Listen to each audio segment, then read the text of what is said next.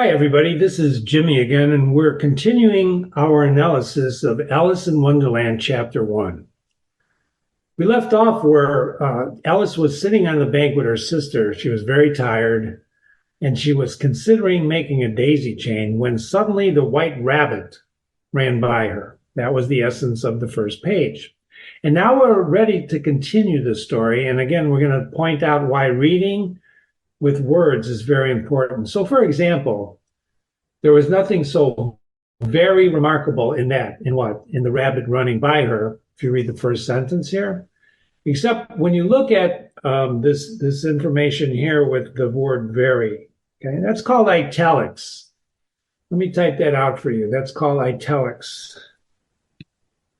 And when you use italics, it's usually generally, that's really the author's way, the writer's way, the narrator's way of telling you to accentuate that word. So if you didn't have italics, there was nothing so very remarkable in that. You'd read it that way. But if there is italics like there is here, you would read it in your mind's, in your mind. There was nothing so very remarkable in that, in the rabbit running by her. And then if you continue reading, in other words, there's a semicolon. You see that little thing there? Hold on a second. Let me circle that. Where's my little circle thing? Okay, there it is. This is a semicolon. Remember, we met the colon on the first page. That's a strong stop. It's not an absolute stop like a period. In fact, let's look at, where is the period in this is a paragraph. They call this from the word there to the word hedge, a paragraph. And that's where the period is. You see the period? It's right here. Let's do that circle again to make sure we know what we're talking about. Okay, that's the period. Ladies and gentlemen, that's a lot of words for one sentence. All that whole paragraph is one sentence. And remember, a sentence is a complete thought. And I'm going to ask you what that complete thought is in a moment. But there's 142 words, and that's... Why does he use so many words? Why doesn't he just say, like in the first lesson we looked at in the analysis, Alice was tired? Well, he does it to enrich the story. He's the storyteller. The narrator is the storyteller, right? That's what we're talking about, the narrator of the story. So he uses these long sentences for a reason, and we're going to talk about that in a moment. But right now, she doesn't think it's remarkable that the rabbit ran by her, nor does she think it's so very much out of the ordinary that the rabbit says to himself, quote, oh dear, I shall be too late. I want you to look at the word too. There's a lot of words with too. Too means too much, the double O, too much, rather than a T-O. We're going to talk about spelling throughout this discussion. She doesn't think that's very much remarkable when the rabbit says to itself, it's talking to himself, oh dear, I shall be too late. Think about that. She doesn't think that the rabbit talking to himself is so remarkable. Have you ever heard a rabbit talk? You see? Don't forget the title of the story is Alice's Adventures in Wonderland. So right away, we can immediately see that Alice doesn't think much of a rabbit talking to himself, but we do. And then suddenly you come to the parentheses again. And remember what I told you last time, the parentheses is really the narrator. The narrator is the third person narrator, remember? Third person narrator. Okay, that's the narrator. He's talking. When he uses parentheses, he's talking to you directly, to you, the reader. And he tells you when Alice thought it over afterwards, it occurred to her that she ought to have wondered. Look at the word wondered. What is the title of the book? Wonderland. Alice should have wondered when she heard the rabbit talking to himself, but at the same time, it all seemed quite natural. In other words, okay, the rabbit talks to himself, but she should have wondered. So she's really entering Wonderland. What really rocked her boat, what got her attention, was when the rabbit took out a watch from his waistcoat pocketbook. So he's wearing a waistcoat. You can look that up and figure out what it is. He takes the Watch out. He looks at it, hurries on. Alice jumps up. She started up. You see the word started? To her feet. That means she jumped up to her feet because it flashed in her mind that she had never before seen a rabbit with a waistcoat pocket or a watch. Not that talking rabbits bothered her. And suddenly she was just in time to see it, the rabbit, pop down a large rabbit hole under the hedge. Like I said, 142 words. 142 words. So if you were to write this is really a compound, complex sentence. There's different types of sentences. And I don't want to get into that right now, but I want you to know what they are. There's a simple sentence. There's a compound sentence. There's a compound, complex sentence. And we'll talk about that later. For now, all you got to know is that there's three types of sentences. And I think you're thinking that with 142 words, this got to be compound complex. I think you'd be right. And we'll diagram this maybe some other lesson. But right now, what's the essence of this sentence, if you were to rewrite this in your own mind? She sees the rabbit run by her. The rabbit talks. That doesn't bother her. He talks. He says he's late. He pulls out a watch. That bothers her. So she jumps up and sees him pop down a rabbit hole under a hedge. That's the essence of the story, of that sentence. Now look at the next sentence. There's nowhere near 142 words. In fact, I'm not even going to count them. You can tell they're less. In another moment, down went Alice after it. Never once considering how in the world she was going to get out. She follows the rabbit down the rabbit hole without even thinking. Now, notice the shortening of that. He's setting you up, the narrator's setting you up with all those words. Here's the rabbit. He's pulling out the watch. He jumps down the rabbit hole and down goes Alice right after him. I want you to think about a rabbit hole. This is a very important expression, rabbit hole. Sometimes if you're in business or as you go into the real world, some people tell you, don't go down that rabbit hole. Have you ever heard that? If you haven't heard that, you will hear that. Don't go down the rabbit hole. That saying comes directly from this book. Because if Alice is going down the rabbit hole, she is now going to have a lot of adventures. And that's what it means. Don't go down for adventures. Anyway, the rabbit hole went straight down, right? Straight on like a tunnel. It was like a tunnel, and then suddenly, boom, suddenly, there's that word suddenly again, down. So suddenly, she didn't have a minute to think, right? She just started falling down in what seemed to be a very deep well. So she's falling down now. She ran along the tunnel and then suddenly dropped. Think about this now. Either the well was very deep or she fell very slowly. Okay. I want you to think about motion. This is going to be very important in this. And don't forget, Lewis Carroll was a mathematician. Motion. Have you ever been in a car, stop at a stoplight, and you look outside the window, and you forget you're in a car, and suddenly there's a slight movement, but you don't know if it's the car next to you or if it's you moving. You understand? Motion.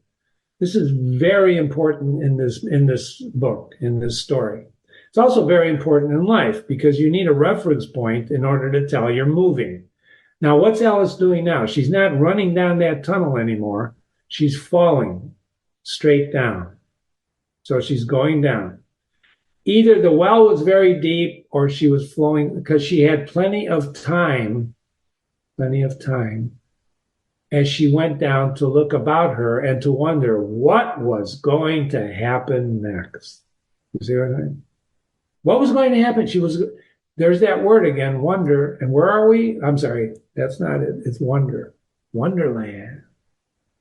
First, she tried to look down and see what's coming, but it was too dark. Imagine not being able to see anything because it's too dark. Close your eyes and try to see around you. You can't do it. And that's what Alice was experiencing. She couldn't make it out.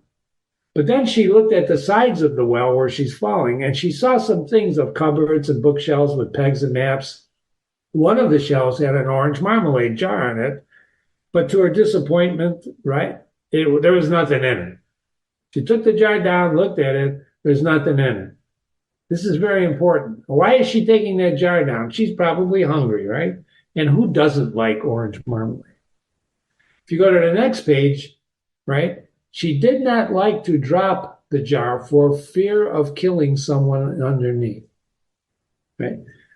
Let's go back to the word motion again. If you're moving, if you're in a car and let's say you have a piece of candy, and you throw up the candy, is it going to follow you or is it going to drop down to your lap? All right. Is it going to go past you because you're moving, or is it going to drop to your lap? This is, again, the importance of motion. I want you to think about motion. Motion, very important. If she would have dropped that jar, would it have in fact fallen? I'm not going to tell you the answer to that. You have to figure that out. Because she's falling, she's holding the jar.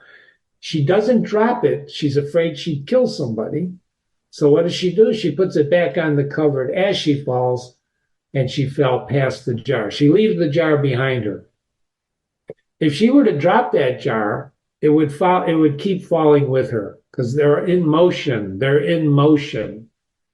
And so she says, well, she thought to herself, after such a fall as this, I think nothing of tumbling downstairs. And when I originally read this book, I wrote the word brave in the parentheses there. You see that?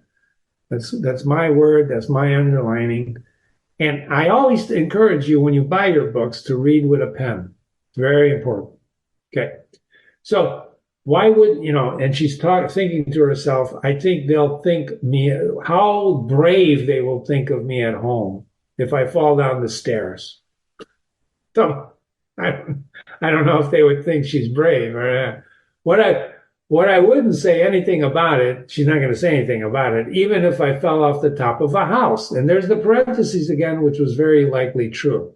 So she's she's looking at her experience of falling now as something really good. Now look at the next three words. Very important. Down, down, down. Remember we talked about sentences. Is that a sentence? A sentence is a subject and a verb. What's the subject? The subject here is Alice. The subject is implied. What does that mean? That means sometimes in English language and in sentences, you don't always have to write the subject. In this case, the narrator, the third person narrator, is saying down, down, and there's those commas, down, down, down. And if you look quickly down to the bottom of the page, you'll see them again, down, down, down. Alice is falling. Remember, this is using your imagination. He's using words to convey images. Down, down. So close your eyes and pretend you're falling. Don't get dizzy. Don't fall off your chair. Down, down, down.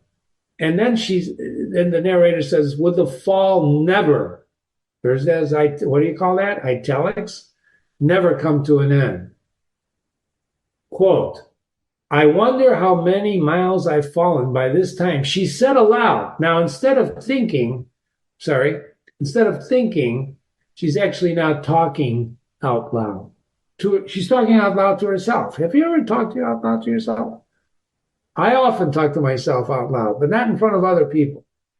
There's no one around her. She's falling down this rabbit hole, and she starts talking. I wonder how many miles. She's starting to speculate because she's been falling a long time now. I must be getting somewhere near the center of the earth. Now, notice the spelling of center. That's one of the ways you can spell center. Sometimes we spell it C-E-N-T-E-R. So she starts calculating now. 4,000 miles, I think. There's those parentheses again. What's parentheses? That's the narrator talking to you. He says, for you see, right? Alice had learned several things of this sort in her lessons in the schoolroom. And though she was not a very good opportunity, she thought this was not a very good opportunity for showing her knowledge. Well, there's no one around her, as there was no one to listen to her. Still, it was good practice to say it over. So she likes to practice what she learned. It's a very important lesson for all of us to practice what we learn. So she's talking out loud. She's learned that the earth is probably around 4,000 miles, right? And she goes, yes. She says, dash, yes, after a pause. That's about the right distance. But then I wonder what latitude and longitude I've got to. Parentheses, what's that? The narrator talking to you. Ellis had not the slightest idea of what latitude and longitude was. But she thought they were really nice, grand words to say. Have you ever used words like that where you don't know what the meaning is, but they're beautiful words? Think about that. Sometimes next time you're talking to somebody, you can say, I wonder what longitude and latitude I'm at. Now, you can look them up before you say that because those are navigational words. But she didn't know what they were, but they sounded good. So Alice likes to, what, show off a little bit? Can we conclude that? Presently, she began again. So she stops talking, then she starts again. And she says, I wonder if I should fall through the earth. Think about that. She's falling so far that she might fall through the earth. Then she starts talking out loud and saying, how funny that might seem if I come out with people that walk on their heads downwards. I think they're called the antitheses. Then the narrator, sorry, that's not really what I want to do. I want to just highlight the antitheses. Sorry, pardon me, it's this thing. Hold on. Okay. She calls them the antitheses. And then the narrator said she was rather glad there was no one around. There was no one around listening to this because this time it didn't sound like it was the right word. I've never heard of that word, the antitheses. But she thinks if she falls through the earth, the people are walking on their heads because they're upside down. And we all know that's not true, right? If you go down from wherever you're at to the other side or the bottom of the globe to the southern equator or the northern, if you go back to the north or south, people are not going to be walking on their heads. They're going to be walking on their feet because we're all held in by gravity. Remember I told you motion is important, right? But what an imagination she has. Can you imagine people, instead of walking on their feet, they walk on their heads? So she continues to talk. But I shall have to ask them, what the name of the country is. You know, please, ma'am, is this New Zealand or Australia? So now that positions her.